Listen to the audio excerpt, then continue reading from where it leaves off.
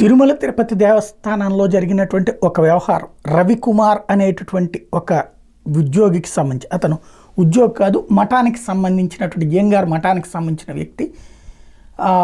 తను దగ్గర దొరికినటువంటి డాలర్లు, ఆ తర్వాత అతని దగ్గర నుంచి కొంత ఆస్తి సీజ్ చేసేసి క్లోజ్ చేసేశారు ఆ కేసు. అతన్ని కేసు పెట్టి వదిలేశారంటూ ఆనం రామనారాయణ రెడ్డి, ఎవరైతే దేవాదాయ శాఖ మంత్రి, శాసన మండలిలో చెప్పినటువంటి కేసు ఏదైతే ఉందో దాని గురించి మొన్ననే మనం మాట్లాడుకున్నాం.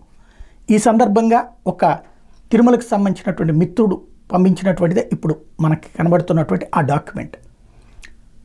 ఏది ధర్మం ఏది అధర్మం అన్నటువంటిది ప్రజలే తేల్చుకోవాలి అని చెప్తున్నటువంటి అంశం. ఏంటది అంటే, అక్కడున్న ప్రెస్కి, అక్కడ ఉన్నటువంటి అధికారులకి, పోలీస్ అధికారులకి, విజిలెన్స్ అధికారులకి అందరికీ తెలిసిన అంశం. రవికుమార్ అనేటువంటి వ్యక్తి మఠానికి సంబంధించిన వ్యక్తి. సాధారణంగా మఠం తరపున 2 ప్రతినిధులు ఉంటారు. ఈ డబ్బులు లెక్కేసేటటువంటి సందర్భంలో వాళ్ళు ఉండాలి అన్నది సంప్రదాయం శతాబ్దాలుగా నడుస్తూ వస్తుంది. అందులో భాగంగా ఉంటారు.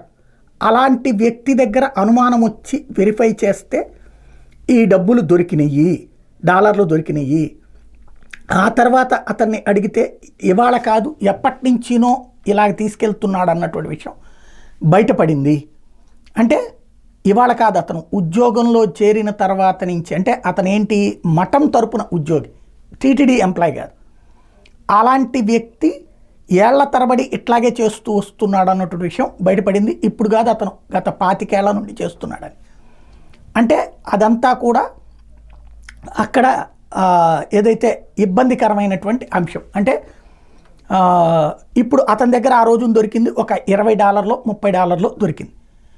పోలీస్ స్టేషన్కి అప్పచెప్పేస్తే ఆ డాలర్ల వరకు కేసు కడతారు, అక్కడితో వదిలేస్తారు.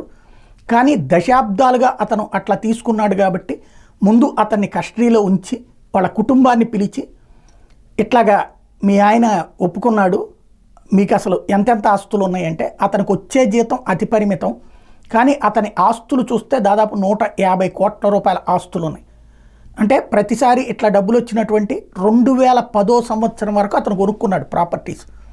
అవి రేట్లు పెరిగిపోయినాయి. తిరుపతిలో 5 ప్రాపర్టీలు, చెన్నైలో 2 ప్రాపర్టీలు, మొత్తం 7 ప్రాపర్టీస్ అతని పేరున ఉన్నాయి. అవన్నీ కలిపితే సుమారు 150 కోట్ల రూపాయలు. ఇక్కడ గుడి పరువు పోకుండా, మతంకి సంబంధించినటువంటి ధర్మానికి సంబంధించిన పరువు పోకుండా, అలాగే ఆ మఠం పరువు పోకుండా మేము తీసుకున్న నిర్ణయమే ఇది. అందుకనినే ప్రెస్తో కూర్చోబెట్టుకున్నాం, అధికారులతో మాట్లాడాం, అందరితో కూర్చుని మాట్లాడి దీని పరిష్కారంగా అతని ఆస్తి ఏదైతే ఇలాగ సంపాదించిన డబ్బులతో అతను కొనుక్కున్నటువంటి ఆస్తులు మొత్తం స్వాధీనం చేసుకున్నాం. అతని చేతనే టీటీడీకి విరాళంగా ఇచ్చేలా చేసాం. అతనికి ఒక్క ఇల్లు మాత్రమే మిగిల్చాం. అతనికి 2 ఆడపిల్లలు ఉన్నారు. ఆ ఇల్లు ఒక్కటే ఉంచి మిగతాదంతా స్వాధీనం చేసుకున్నాం. అలాగా పరువు పోకుండా చూసుకోవడానికి ఒక్కళ్ళ నిర్ణయం కాదు ఇది. పోలీస్ అధికారులు, విజిలెన్స్ అధికారులు, ప్రెస్సు అందరూ కూర్చుకుని తీసుకున్నటువంటి నిర్ణయం.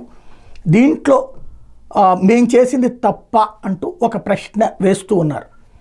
అదే సందర్భంలో ఒక విలేకరి మీద కేసు కూడా పెట్టారు కదా అంటే, ఆ విలేకరికి కూడా ఈ విషయం తెలుసు.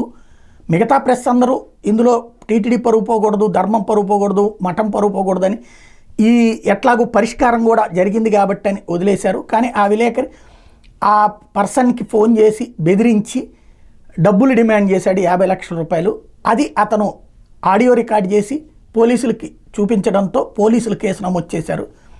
ఇది వాస్తవం. మేము చేసింది ధర్మమా అధర్మమా, హిందుత్వానికి సంబంధించి అవమానం జరగకుండా చేసింది ధర్మమా అధర్మమా అని అడుగుతున్నారు.